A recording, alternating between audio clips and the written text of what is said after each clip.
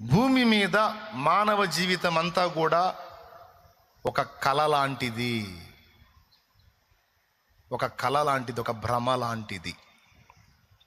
ఇది నిజం అనిపిస్తుంది కానీ నిజం కాదు. ఇది శాశ్వతం అనిపిస్తుంది కానీ స్థిరం కాదు. అనిపిస్తుంది కాసేపు కానీ స్థిరం కాదు. ఇది ఎలాంటిదంటే భ్రమ అంటే మీకు చూపిస్తాను. రోడ్డు మీద హైవేలో ఎండవేళ పోతున్నప్పుడు, తార్ రోడ్డు మీద హైవేలో మనం ఎండవేళ పోతున్నప్పుడు నీళ్ల మడుగుల్లా కనపడతాయి. ఎంతమందికి తెలుసు? పర్ఫెక్ట్ కనపడిద్దా కనపడదా? నీళ్ల మడుగులా కనపడదా?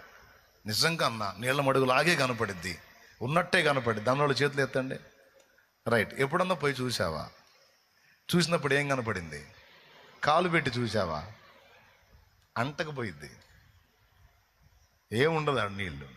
కానీ మనం చూసినప్పుడు మాత్రం నిజంగా అల్లంత దూరాన మడుగులు ఉన్నట్టు కనపడిద్ది. దానిని ఎండమావి అంటారు. నిజానికి అక్కడ నీళ్లు ఉండవు కానీ ఉన్నట్టు భ్రమ కలుగుతుంది. ఈ భూమి మీద విర్రవీగినోళ్ళు, మిడిసిపడ్డోళ్ళు, నడమంతరంగా మిడిమేళంగా ఊరేగినోళ్ళు ఏరాయా? ఏమయ్యా? వాడట్టన్నాడు, ఈడట్టన్నాడు, వాడట్ట, ఈడిట్ట, ఆమట్ట, ఏమట్ట ఆమట్ట అన్నోళ్ళందరూ ఏరి?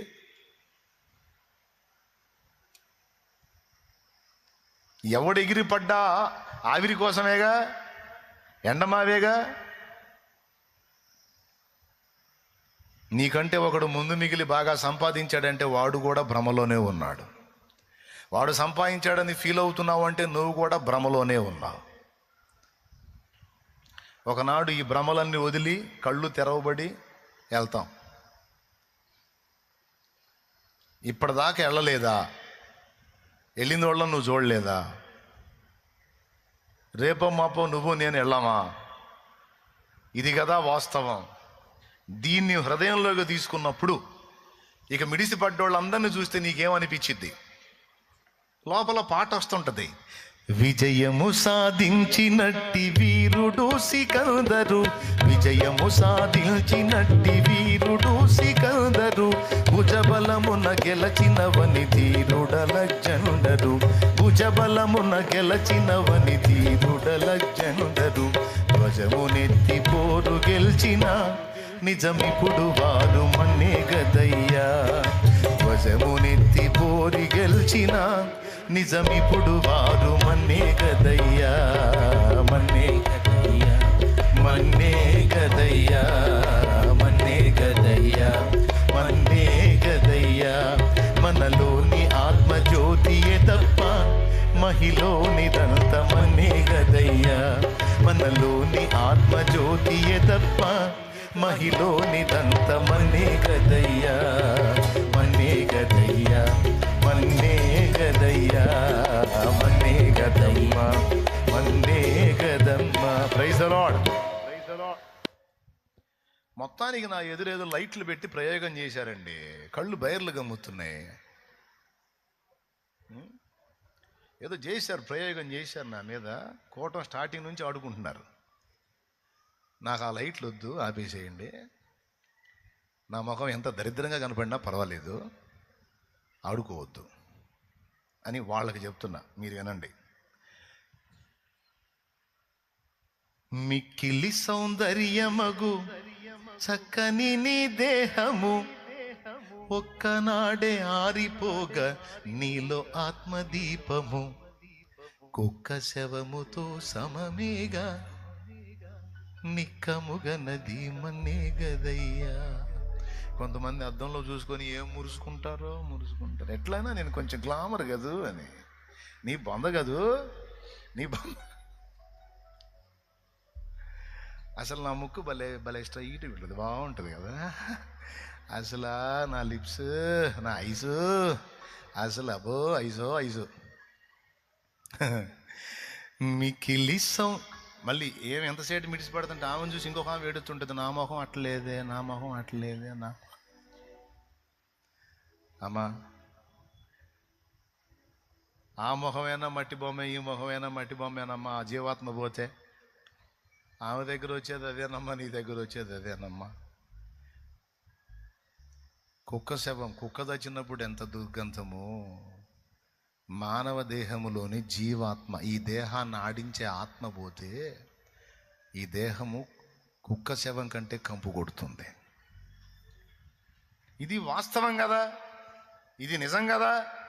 కానీ ఏం చేద్దాం, భ్రమే జనానికి మజా, భ్రమే మజా.